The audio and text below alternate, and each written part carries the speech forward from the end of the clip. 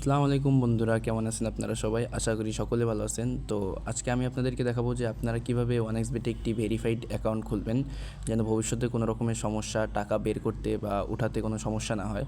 তো চলুন আজকের ভিডিওটি শুরু করা যাক। তো প্রথমে আপনারা কি করবেন, এই রেজিস্ট্রেশন বাটনে ক্লিক করে দিবেন। তো রেজিস্ট্রেশন বাটনে ক্লিক করে দেওয়ার পর এরপরে উপরে যে আছে ওয়ান ক্লিক অপশনটা, এই ওয়ান ক্লিক অপশনে আপনারা ক্লিক করে দিবেন।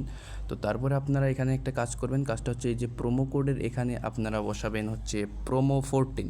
ভালো করে বলে দিচ্ছি, সবগুলো বড় হাতের, প্রোমো 14, মানে প্রোমো 40 আর কি।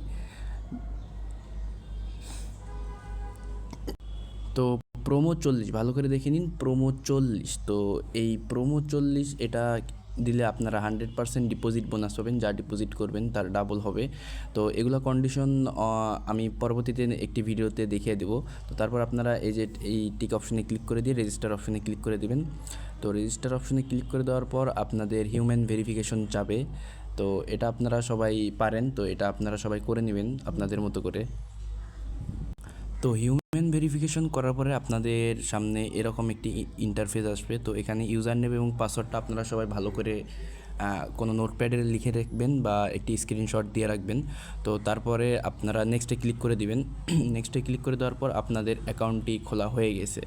তো অ্যাকাউন্টটি খুলে যাওয়ার পর আপনাদের এখানে আপনাদের অ্যাকাউন্টটি ফুল ভেরিফাই করতে হবে। তো ফুল ভেরিফাই করার জন্য আপনারা এই যে মেনু অপশনে ক্লিক করবেন, তারপরে এই যে উপরে দেখা যাচ্ছে যে পার্সোনাল প্রোফাইল নামে একটা অপশন আছে, এই অপশনে ক্লিক করবেন। তো এই অপশনে ক্লিক করার পর এই যে ইন্টার ডিটেলস অপশনে ক্লিক করে দেবেন, ইন্টার ডিটেলস।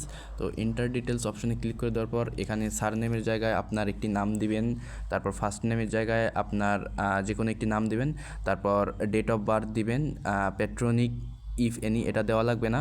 রিজনের জায়গায় আপনি যে জায়গায় থাকেন সেই জায়গা, সিটির জায়গায় যে জায়গায় থাকেন সেই জায়গা। ডকুমেন্ট টাইপের এই জায়গায় আপনি আপনার ন্যাশনাল আইডি কার্ডের ডকুমেন্ট দিবেন। তারপর এখানে সিরিজ ইফ হ্যাভ এখানে কিছু দেওয়া লাগবে না। ডকুমেন্ট নাম্বার এখানে আপনার ন্যাশনাল আইডি কার্ডের নাম্বারটা বসিয়ে দিবেন।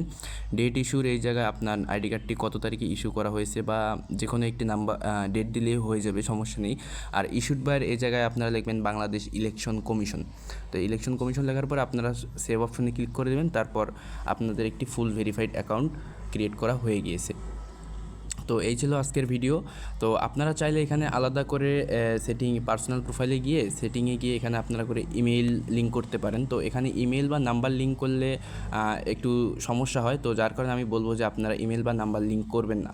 এখানে আপনারা সরাসরি এজেন্টের মাধ্যমে ডিপোজিট বা উইথড্র নিতে পারবেন অনায়াসে।